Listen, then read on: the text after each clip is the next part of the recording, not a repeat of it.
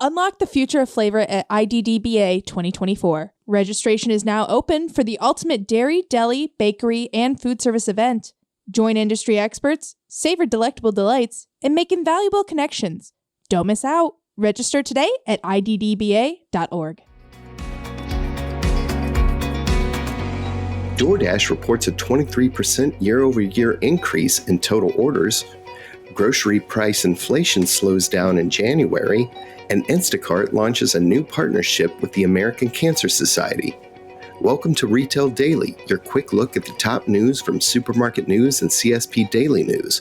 I'm Supermarket News Editor Tim Inkelbarger. And I'm CSP Editor Chuck Yulee.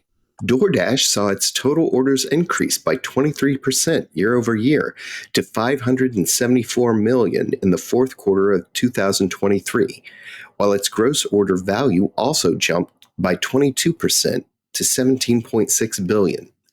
Revenue was also up 27% from the same time last year to 2.3 billion, and its GAAP net loss was down to 156 million, a substantial decline from the 642 million reported in the fourth quarter of 2022.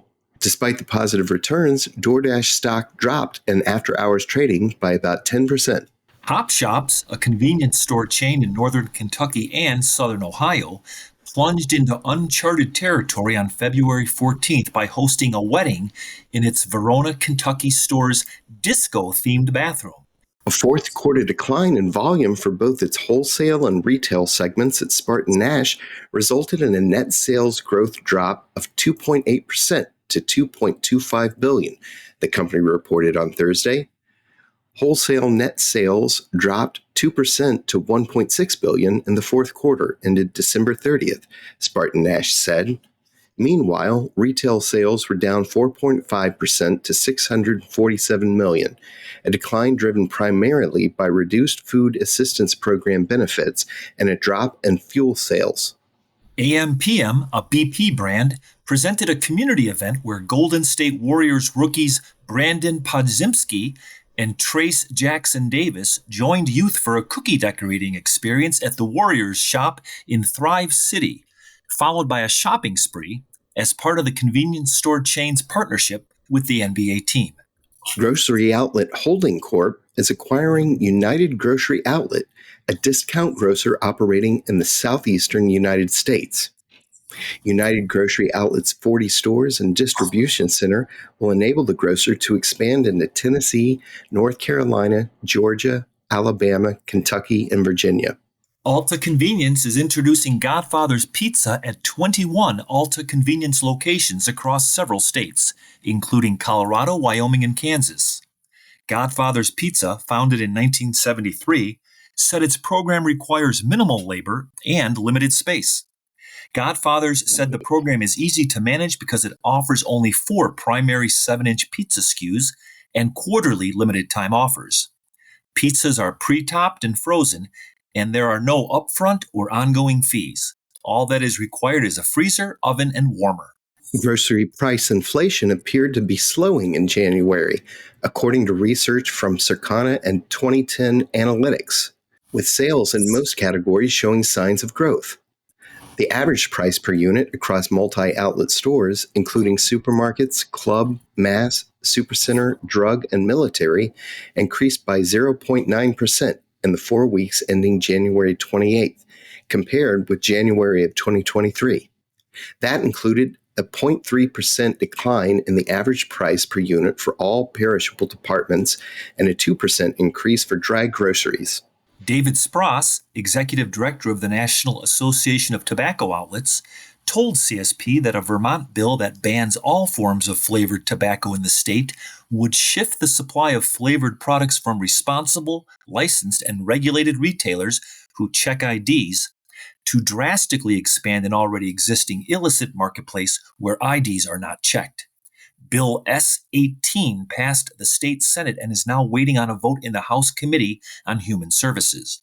Local media outlets in Vermont this week reported that nearly 200 students marched to show their support for the bill.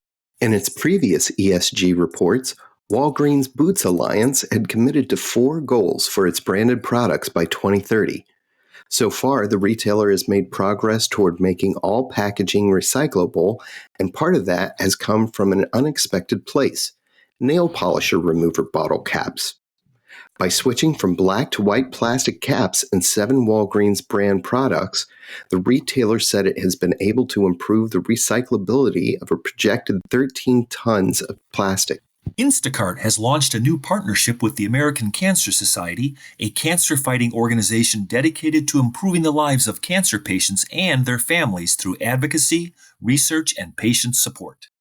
Through the partnership, the American Cancer Society will use Instacart Health Fresh funds to allow 1,000 families to purchase groceries and essentials.